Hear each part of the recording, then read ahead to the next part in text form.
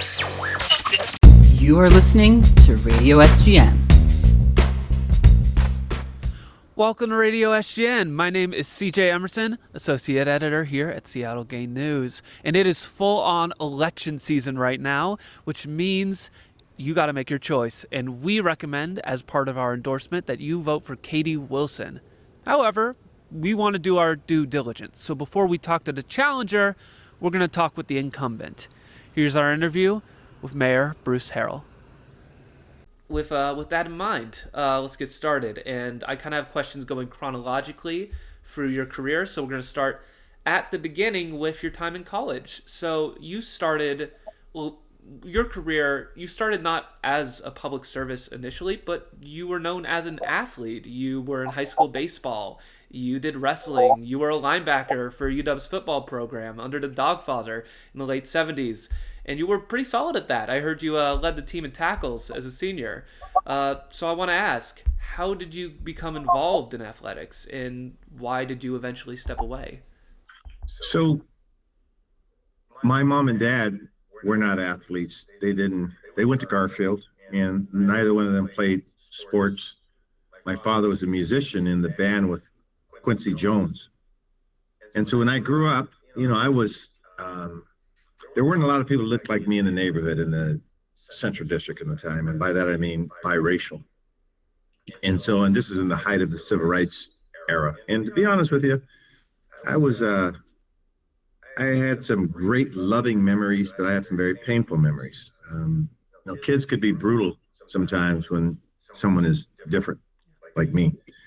And what I developed over the years was I wanted to be better than people and athletically. I wasn't particularly big. I wasn't particularly fast, but I tried to be the best that I could. And so by the time I was in high school, I was the most valuable player in 3 sports. I just probably tried to prove to people that I was as good as them.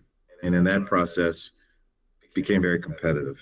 But it was a lot of hurt that actually drove me. And my mother, who was interned during World War II, as the Japanese were, she lived with a lot of pain, and she would convert that pain into a strength. And so I think that's why I became a good athlete, that I just took whatever talent I had and tried to maximize it. When I played football at the University of Washington, I was a small linebacker. I was a linebacker at 215 pounds, and I'm going against 300-pounders. But I couldn't grow height. I couldn't grow any taller. So I always just try to maximize whatever I had, and was very competitive. But more importantly, I think I had some really good teammates. And I was the person who said, "Hey, let's go work out. Let's go work out. Let's go run." And I was just, even at Garfield, I was the person that always tried to pull people together. Had a lot of posses, if you will. And that's why I said I had such fond memories. To this day, they're still my friends. Good. That's fantastic to hear. When it comes to public service, did you know, was it one of those things where you started with athletics but then realized public service was your true calling, or was it one of those things you always felt for a long time but just took a while to get to? So I'm actually going to share something with you that I've never shared before. Not because it's a big secret, because I never really thought about it. So in 1979, I worked for the Seattle City Council. I have told that before. I was getting ready to start law school, and my aunt, Florence Harrell, same last name, worked for Sam Smith, who was the first Black city council member. So Florence Harrell was the chief of staff, and I interviewed for Florence Harrell, who worked for Sam Smith, and they said, "You're great. We have no openings." And so I worked for another council member, and at that point, Norm Rice was on the council. Dolores Abongo was the first Asian Filipina lawyer, was on the council. Hal Anderson worked for Jeanette Williams. Greg Nichols was staff for Norm Rice. I was just a kid and worked for the city council, and I finished that internship, which was supposed to be for 6 weeks, it was like 2 years. And I said, I'm going to come back and I'm going to run for mayor and I'm going to run for city council. And the story I didn't talk about is when I became a young lawyer, Gary Locke, who of course became our first Chinese governor, he was in the law department. And I told Gary, I said, when I'm a little older, I'm going to run for city council. And he said, are you kidding me? He says, you should run on the state level, and that's where the action is, and yada, yada. And I said, well, I sort of want to go where I think the action is this is in my home city. And so that's where I really had the bug when I started interning at city council, and I kept prophesizing that I would do that after I had done some significant things in my legal career. And of course, on occasion, my opponent, I don't know if she's directing at me, but I hear people saying, well, it wasn't my lifelong goal to be a politician. Well, it was my lifelong goal to be a public servant. My mom and dad worked for the city of Seattle. They were public servants. I think I tell people on the city council, you don't make a lot of money. I took a huge drop in pay, but I wanted to really be a public servant just to solve problems and to fight for underrepresented people that are discriminated against. I've been around a lot of bigots in my day, and I said if I'm ever in a position of power, I'd always lead with love, faith, and hope, and I tried to do that. And it's just like football, Calvin. It comes with hits, It comes with hits, and you're trying to do the right thing, and maybe you could do something better. But that's where my hard shell comes in. I'll take the hits, but if I feel like I'm always doing the right thing. And did that sense of, in terms of moral direction and doing the right thing, one of the things I noticed looking at your career is you had a lot of mentors. You've talked about how Coach Don James helped you decide to go to UW rather than Harvard, Stanford. You've mentioned the various clerkships you worked in, including Judge Charles V. Johnson, rest in peace. What did all these various people you had involved in your life, various mentors in college, what did they teach you that's kind of stuck with you all these years later? And it's sort of interesting when I look back at mentors, Calvin, that being biracial, I've had mentors of all demographics. My biggest mentor was my mother, believe it or not. She was much tougher than my dad. I learned my strength from her. But what Don James, and I had a coach, he was a white guy named Bob Covey. He was my first Little League coach. I had a black mentor named Lindsay Stewart at the Rotary Boys and Girls Club, and a Rhodes Scholar named Emil Wilson. They were African Americans. They taught me a few things. Number one is that it's so easy to make excuses to fail. I have a million reasons to succeed. My mom and dad didn't go to college, right? I've never said I was the smartest in the room. I've always said I know I'm not the smartest in the room, but I could try to be. I could try to read. And I was a person in law school or grad school that asked a question. I know everyone gets this, but I got a question about that. And I noticed that people always say, as soon as I ask a question, they don't write down they had a question. And I'm always, even when as the mayor, I'll sit in a room, I says, do you understand what they just said? So what they taught me was a humility. It's okay to say you don't know the answer. It's okay to say, I screwed up on this. I want to do better. That was what Coach James would always say. He says, if you mess up, he says, every play is a certain play. You got one play, two plays, three plays, and you can't think about the mistake. You have to learn from it. So when I first became mayor, you may recall, Calvin, I said, the best thing the city could do is be a learning organization. It comes from one book, Peter Senge. He says, you don't make mistakes of every effort you are trying to do. Is you're trying to learn and learn and learn. And I want to learn to the last day I die. And that was what I learned from my mentors. It's okay to be vulnerable. It's okay to be fragile. It's okay to make mistakes as long as you keep learning to be better. I agree.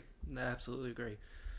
So after you graduated, you were a local attorney and legal advisor for various groups, including the African Methodist Episcopalian Church that you grew up in.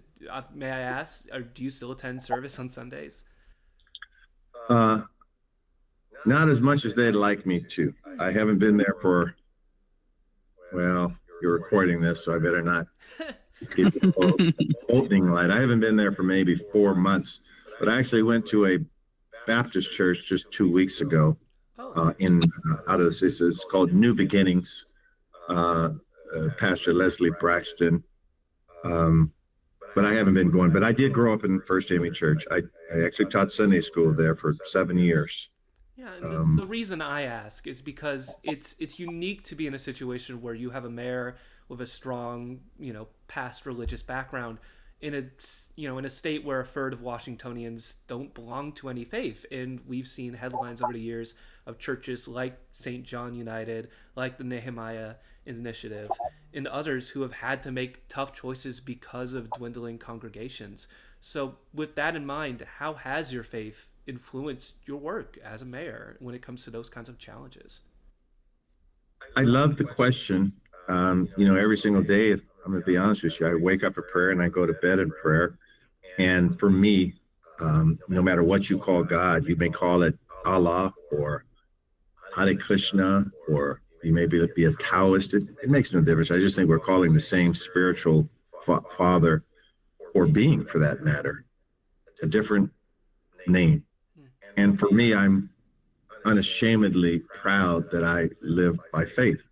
I respect an atheist or agnostic. That's their life experience. I don't judge it. What's been off-putting about the faith-based community is when, and I've been very vocal about this in churches and outside of churches, is when you can weaponize any scripture in the Bible. You can turn around any scripture you want and convert it to mean something that is mean-spirited and hateful. And I've seen that happen. I've seen pastors do that, and I have zero tolerance for that. For me, I had to rely on faith in some very tough situations. I've lost too many people this transition. I've held their hand to the very end. My father, I held his hand. I literally was talking to him, Calvin, like I'm talking to you, when he transitioned. Right, he died of esophageal cancer.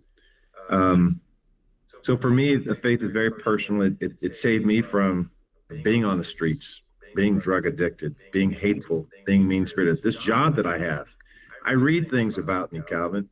I read things about me that are hurtful, and people think that I'm the powerful mayor. I have 14,000 employees. I charge about $8 billion budget. And I read things about me that some people say, and I'm thinking, well, what gives them the right to have that judgment against me? And it's hurtful, and it wasn't for my faith and my love for people that keeps me happy. I'm a happy person. I'm blessed. I woke up this morning. I'm not in pain. And so it's just, for me, and the interesting thing is, there in college, I was part of a fellowship of Christian athletes. And when people say that, they think they're like the far religious right. Like these are the square nerds that, we were the cool people, man, because we loved everybody. And whether it's a person that didn't play sports, or the LGBTQ plus, or their race was a different race, it made no difference. We loved, period. And you don't hear linebackers. I mean, I'm one of the top 10 tacklers in Husky history. I was an academic All-American. I was first team all packed in, first team all coast. I mean, I wasn't just a player. I led the Rose Bowl in tackles. I mean, I'm out there. I was that macho guy tackling people. And all I talked about was love. And that came from my mom and dad. And if I could, we may have to extend this, because you got me excited. This morning we had such a cool celebration of a mural we did in the University Village, and it's so large, and it's just about Mexican American art and those who identify as being Latino. It's all these beautiful renditions, and we must have had around 10 artists do these huge 20-foot murals, all contiguous to this street. And it's just, I think there might have been an article on it. Anyway, we did the groundbreaking today. And these folks drew the most glorious pictures. And I gave a sermon during the ribbon cutting. I don't think there weren't a lot of people there. So it's not like it's going to be on the front page tomorrow. But all I talked about was faith and love. And these are people that are experiencing horrendous challenges with Trump's idiocy and meanness and cruelty for the immigrant refugee community. And I say it here, and the city of Seattle invested in this. I said, this is how we get down here. We love when people say in another Washington, you're not supposed to love. You're not, you are weaponizing someone's birthplace. That is just cruel on so many levels, right?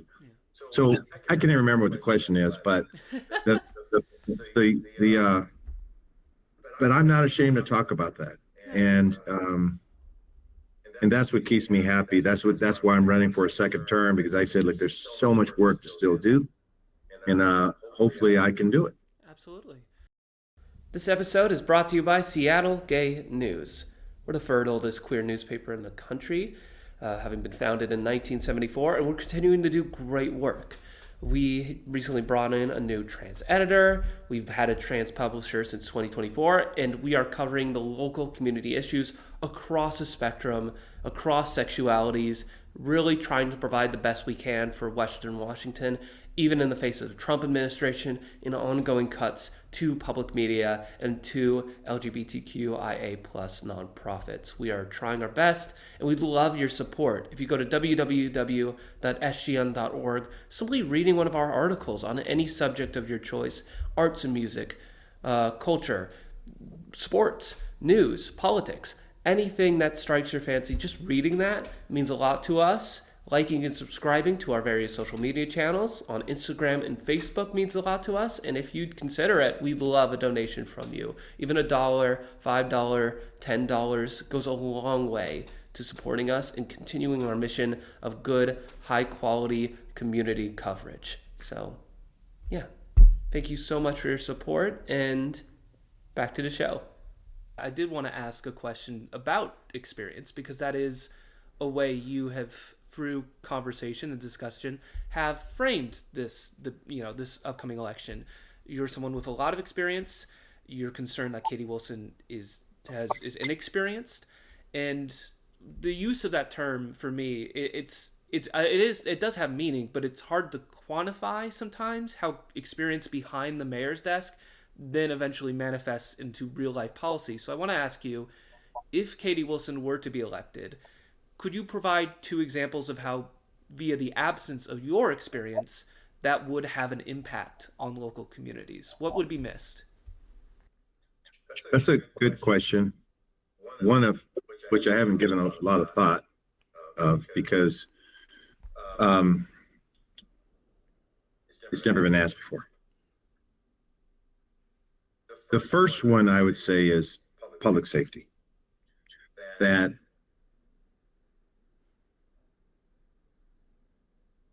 I've been very consistent when I was public safety chair on city council and vice chair for 4 years and public safety chair, that I want really, really good police officers. I don't want racist cops. I want compassionate cops, but I know I need a certain number, and I've been very consistent.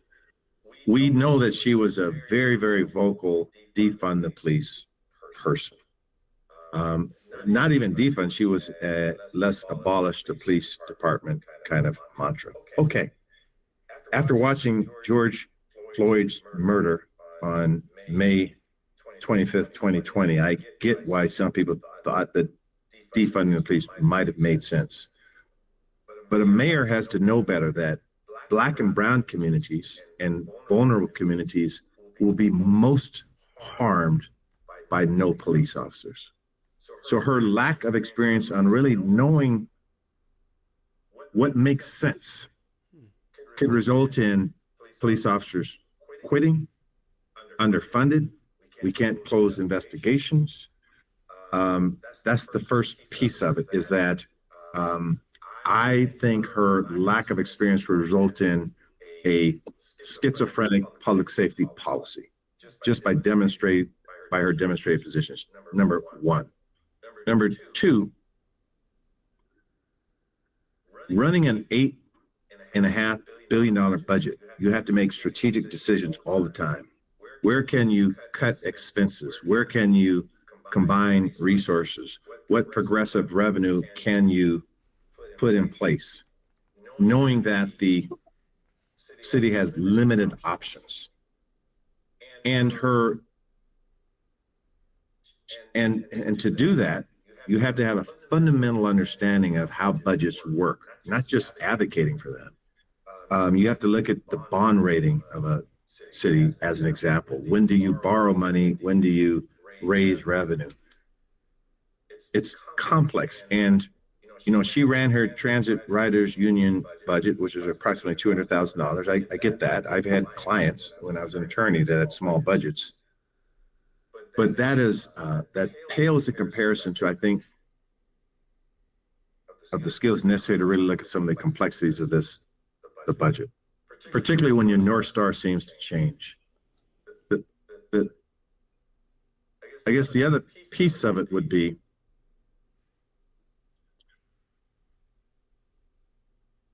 hiring people is one of the most important skill sets that a good mayor should have.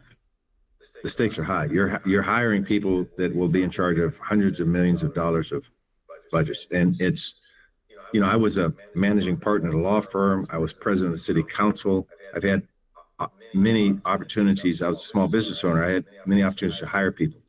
I went back and got certified through the Society of Human Resource Management program to be a senior certified HR professional because I realized how serious HR issues are. And to put her in a place to make these kinds of significant hiring decisions to start over, I think it's just a dangerous precedent. I think that could win that as a critical piece of it. And the other piece I'll close with is, when Trump threatens us with the National Guard, this is a man that pounces as a bully on inexperienced people. That I believe you need a seasoned person to not only be able to just say the words, but to literally, there's strong possibilities that you may have to testify at a subcommittee meeting. You may have to testify in federal court. You may have to testify in state court. That I think an experienced person with that skill set would be critical to removing the needle against his bigotry. And I think when you just compare experience in this regard, there's just no comparison. This is a little different than advocating for something like she says she's advocated for the jumpstart tax. Well, this is true advocacy in much bigger forms. And if we lose this, there could be irreparable harm because the Trump administration, we are a huge target for Trump, huge target. Yeah, true. It's scary times out there. You mentioned the budget, maintaining the budget, and I did have a budget question for you in regards to your relationship with the Jumpstart tax. You've recently put out the 2026 budget, and like similar years, you'll be diverting revenue collected by the Jumpstart tax to maintain the budget.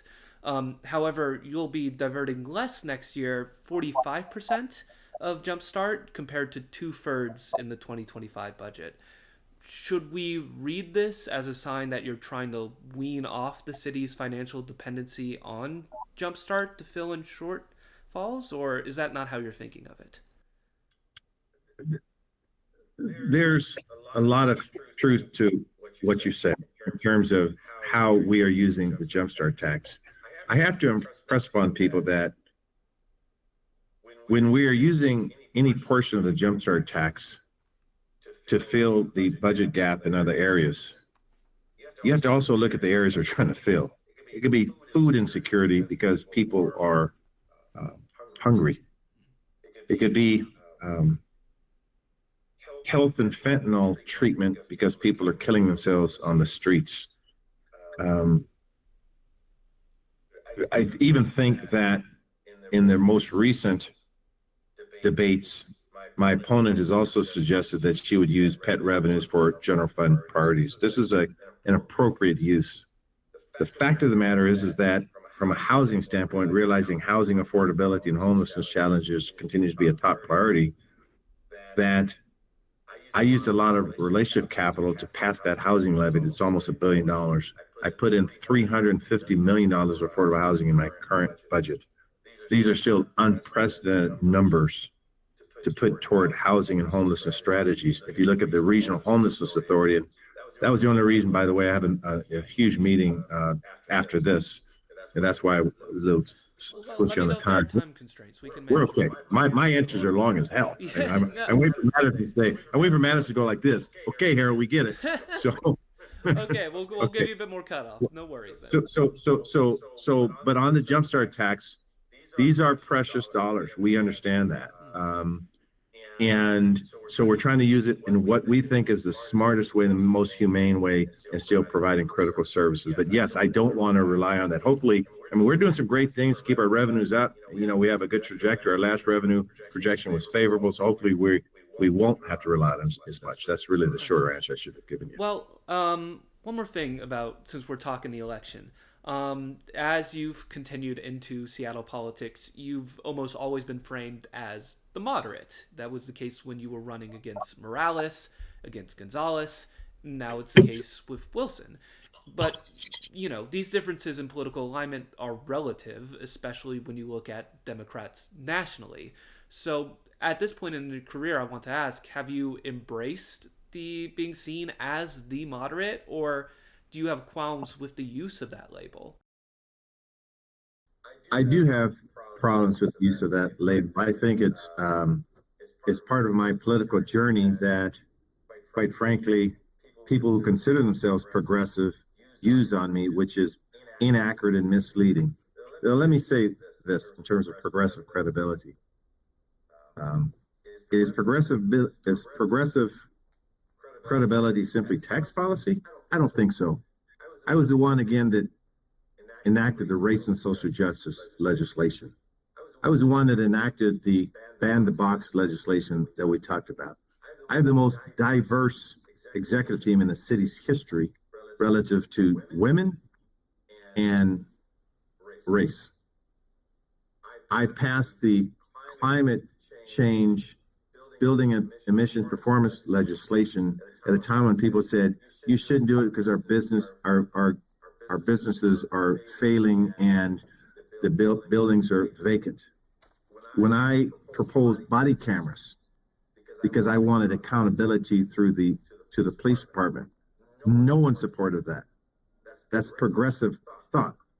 When I moved the Office of Labor Standards from a office within the civil rights, which is under me, to a standalone department because I wanted employee rights protected, that's what progressive thought is about. Progressivism means this: a disruptor, a person who looks at the status quo and says, we're going to disrupt the system because people that are boxed out of the conversations, people that have been historically marginalized like my community, are saying, we're going to fight for these people. It's way beyond tax policy. The fact of the matter is that these large corporations, Amazon made $60 billion of profit last year. The year before they made $30 billion. Microsoft made $80 billion worth of profit. The fact is that as an attorney, my life service has been holding these companies accountable. So when they see a person like me and say he's centrist, I said, how is that? How would my opponent even have a remote level of progressive credibility when my opponent has been cheerleading, but I've been doing the work? It just astounds me. When I'll give you two more examples. When Trump took office, I looked at who when we said we're a welcoming city. When Roe versus Wade, when discussions started to erupt, I said, let's change the welcoming city status to include women seeking reproductive health care. And I put out an executive order such that if there's a warrant out for their arrest, that my police department would not exercise that warrant. That's progressive thought. So when you say he's a centrist, I'm about as radical as you could get. I said at one of the forums, I said, who here has cross-examined police officers? I have. Who's here has spent years in college going to the Monroe Reformatory tutoring inmates because they were victims of the war on drugs and I want them to have a GED? I have. So when they say he's a centrist, how radical does this brother have to be to say, and if you go to the black community and say, who's the most radical politician that's been in Seattle's history? And they'll say Bruce Harrell. So when they say this centrist stuff, without even being general, I'll say who says that. I know who says that. But it's just when you talk about really progressive, disruptive thought and leadership, that's what I've demonstrated. Amen. If it's all right, I'm going to pass it to my colleague here, Madison. I want to give you an opportunity to ask some questions. Yeah, and you know what? It's very interesting that you give that perspective, Bruce, because, yeah, I mean, progressivism, moderate, I mean, politicians will support different types of policies, and sometimes that falls in a more progressive camp or maybe not. So there's nuance there, and yeah, it's definitely not maybe the most constructive or helpful way. And leading into that, one of the questions I wanted to ask, something more kind of impacting our community, the LGBT community here in Seattle. I wanted to ask about, well, two events. One back in May, the May Day USA event, the Save the Children event they had in Cal Anderson, and then also Sean Foyk, who had a concert at Gasworks Park on Labor Day. And I was just kind of curious, as you're talking to us about progressive stances and police accountability and things.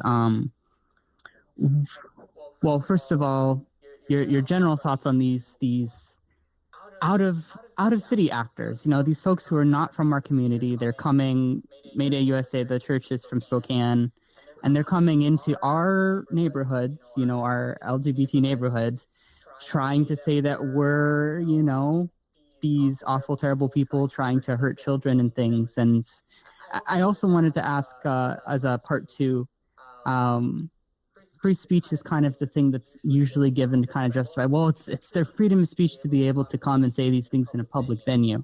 But I've been thinking a lot about, I don't know if you've heard the old adage, freedom of speech is not yelling fire in a crowded theater. I very much feel like when you have these groups coming into a place like Cal Anderson and saying these things about the trans community, is it, they're actively, I guess this is my little soapbox, actively promoting harm, these false claims that are not based in fact. So all of this to say, kind of as the mayor, as you're kind of seeing this from your end, these instances, and then also perhaps also the police response, specifically at May Day. What are your thoughts on that, and what is your approach moving forward to make sure that we're keeping our local community safe? I fully understand the question, Madison, and let me just start out with my value and talk about what happened in well, because they actually had two events. Yeah. So let me tell you, first of all, the statements I've said to religious folks, because we talked about my faith earlier, and you identify as being trans. I take it.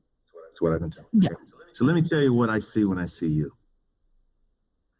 I see a person that is, whether you're faith-based or not, I see a person as a human being worthy of love, created out of love.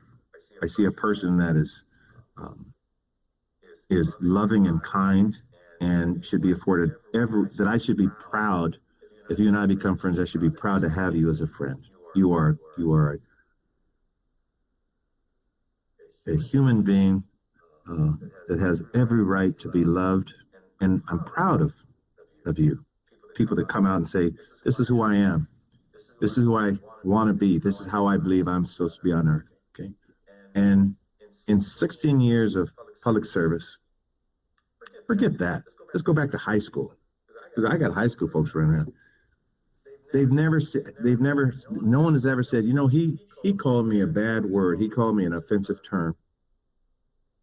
And I'm sure, and make no mistake about it, I have a temper. I've gotten a few little fights in my day.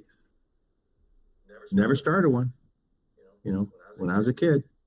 So I see you as a beautiful human being, number one. The fact of the matter is that when the group came up here to apply for Cal Anderson, I've just got to lay all the cards on the table here. The mayor will not know about every event in town. I was called about this event on May 24th, and they said there's this religious group here, and the counter protests are here. And I said, now, who are these people again? Now, why is it at Cal Anderson Park? I knew Cal Anderson. We had the Chop Chaz there. That's not the ideal. Well, it was very clear, and I can't give all of the legal advice because there was legal advice involved, that we were told unequivocally that if a person or a group applies, we cannot deny the permit under the First Amendment.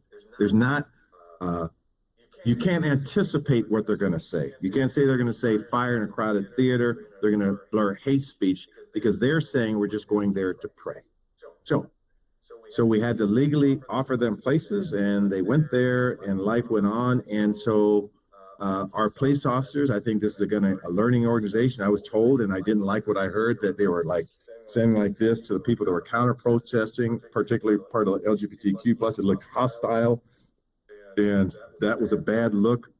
But my direction as the executive was simply protect everybody, the people that are praying or that reserve a place, the people that, because there could be people committing crimes involved, and I don't want anyone harmed. That was the whole idea, was to keep everyone safe. Well, When the religious groups protested, they came after me for standing up for the LGBTQ community. They were saying that I was coming at them. I wasn't coming at anyone. I was trying to keep everyone safe. Now, fast forward to the second event. They had a right, they had reserved, Sean Foyt and company had a right to be at the second event based at Cal Anderson Park. They were ready, and we were going through the approval process. I asked the law department, can I deny the permit? Can I, that's sacred ground up there. That's a special place. We have to give the permit. And so I know my opponent said you could just deny the permit. Well, the mayor can't break the law. The mayor could be subject to a recall. He or she could, there was a mayor, Wes Ullman, that was actually recalled many, many years ago. And the fundamental charter is you cannot break the law. So I thought, and I put this one in prayer, to be honest with you. I said, I had people asking me, is there any way you can get it not to be at Cal Anderson Park? And so I said, well, let me go ask. So I met with the organizers and Councilmember Joy Hollingsworth and I said, I'm going to ask you, I said, if all you want to do is pray and express your beliefs, you have a First Amendment right to do that. And I knew I was in incredible exposure on this. But I said, I'll take the hits.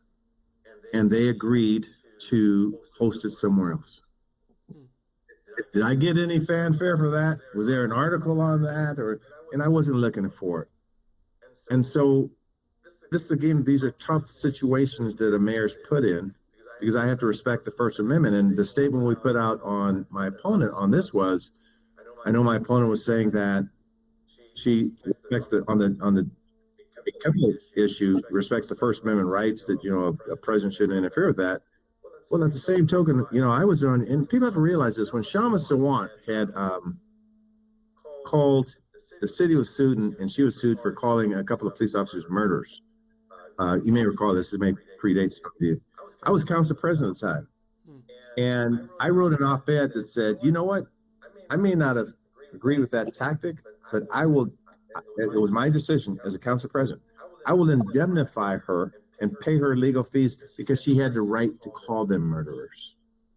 So I take these very seriously. Another situation came about when Council President Lorena Gonzalez was president, and they had a similar situation about identifying someone, and their choice was to put it up for vote.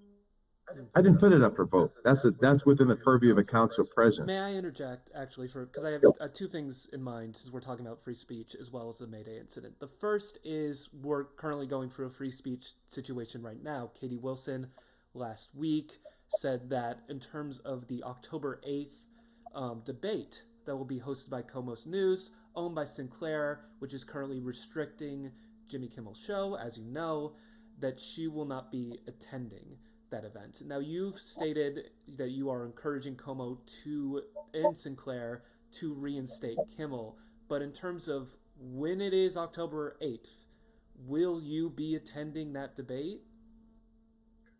So, Calvin, I think, I could be wrong on this, I think it's a moot issue, because I've been told that Kimmel has been reinstated and KOMO will Really? show. I think it's been a moot issue. I'm 99.99% positive on that it's a moot issue. So, but let me answer your question. That was 4 hours ago. I apologize about that. That literally, I'm looking at Seattle Times an hour ago, so I apologize. Man, you're good. You could actually, I can't do anything when I'm on these kinds of interviews. How the heck did you do that? Man, I can't even look at the chats on these things. I know people are always doing those chats. Anyway. So never mind. My apologies.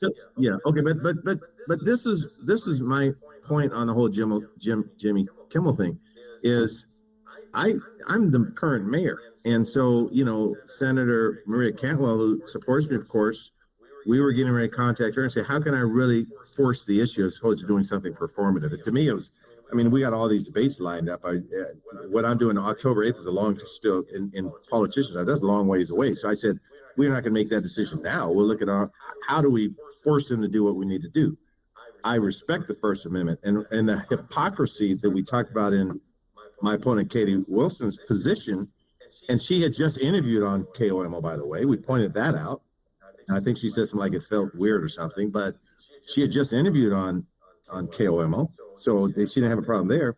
And then she's saying, but she didn't respect the religious group's First Amendment right at Cal Anderson Park because you can't just deny. That's why we said it's a little performative and hypocritical. As much as I may disagree with someone's religious convictions or whatever they're saying, they have the right to say it, and that's why the First Amendment is such a powerful amendment. So make no mistake about it. I understand how these words may hurt transgender human beings. I get that. I get the pain. I've said publicly, you don't want to know the names I was called growing up. You just don't want to know that. And so when people do not realize how powerful words are.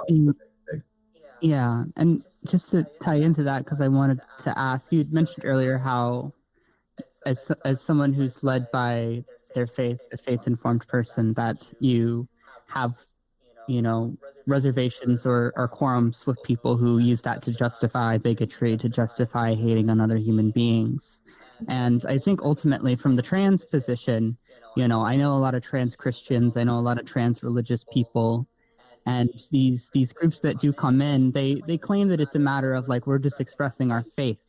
But in a lot of ways, like you said, you can use scripture to justify any hateful thing. And it's very clear that, at least in these two instances with Mayday and Sean Foyke, that these folks are being disingenuous, that it's clear that they're targeting Seattle specifically to rile up these negative things. And as someone who, has folks in my family who are religious and stuff, it's a difficult situation that it's like, how do we keep our LGBT community safe, and how do we respect other people's opinions and feelings? I never want to tell another human being with a different viewpoint how to live or how to think about things, but where does it get to a point where it's like we're allowing these people to actively make these claims of like, you're damaging children and you want to hurt children? Those are very not only upsetting claims to have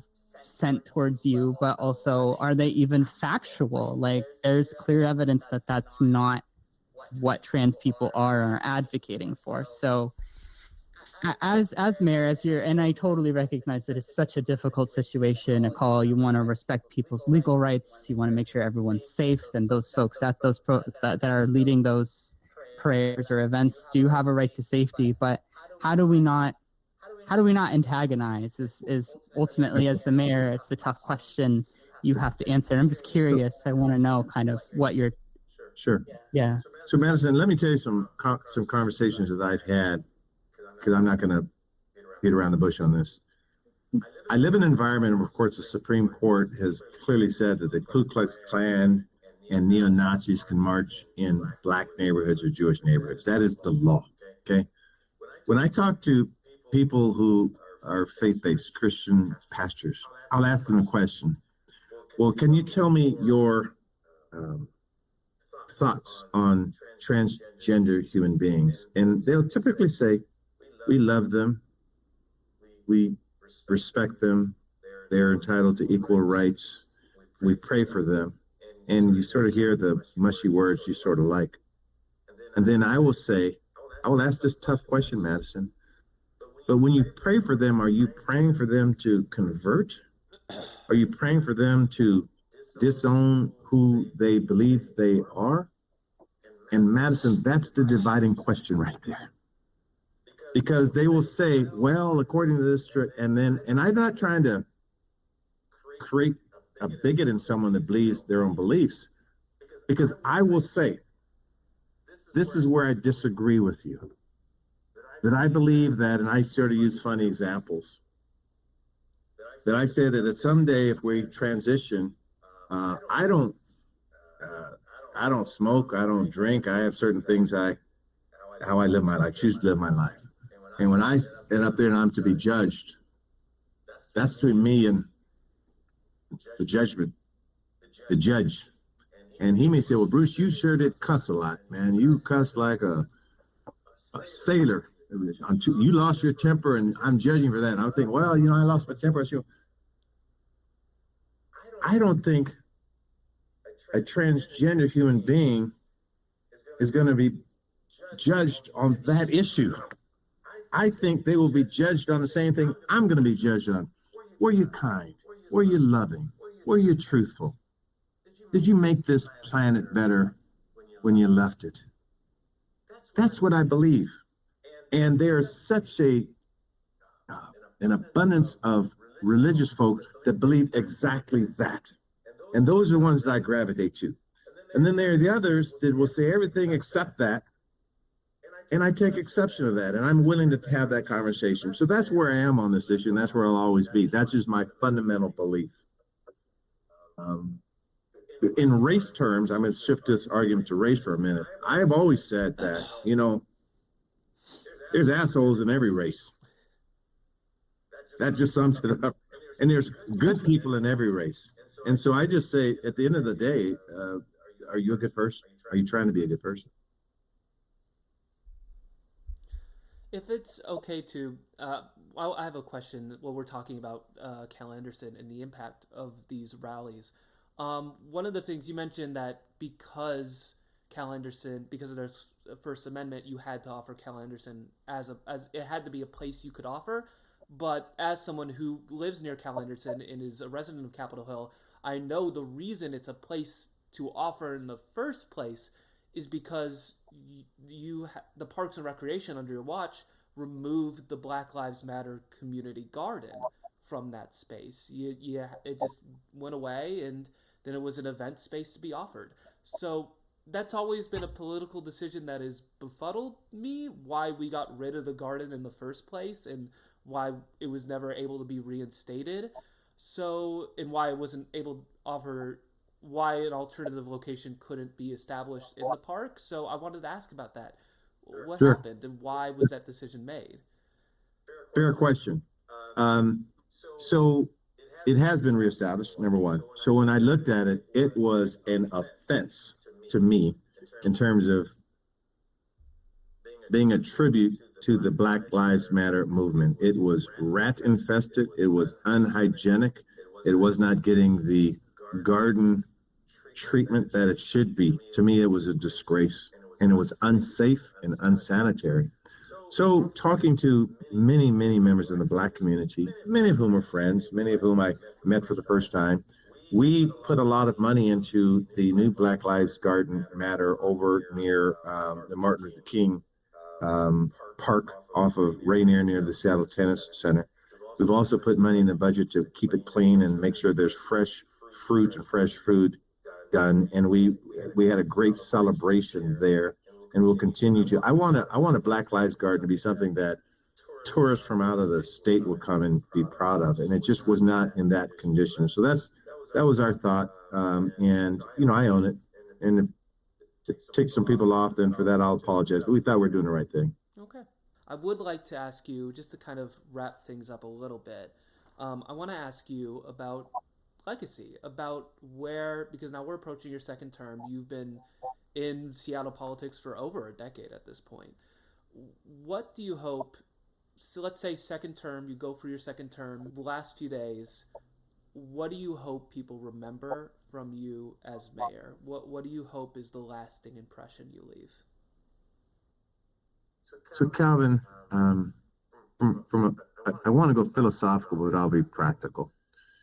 Because philosophically, I just believe all of the answers in this country, our country's in a world of hurt right now.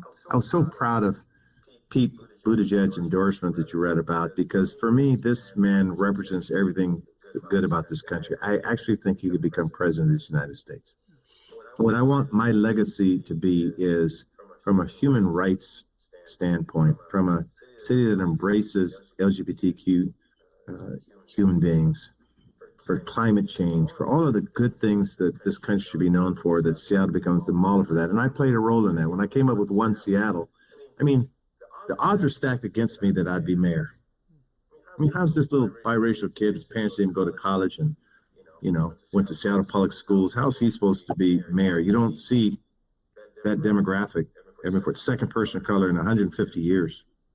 So I'd like to believe that that's my legacy, is pulling us together. Affordable housing is huge. I know how hard it is to live in Seattle, so I'm trying to just put as much money to it, my comprehensive plan.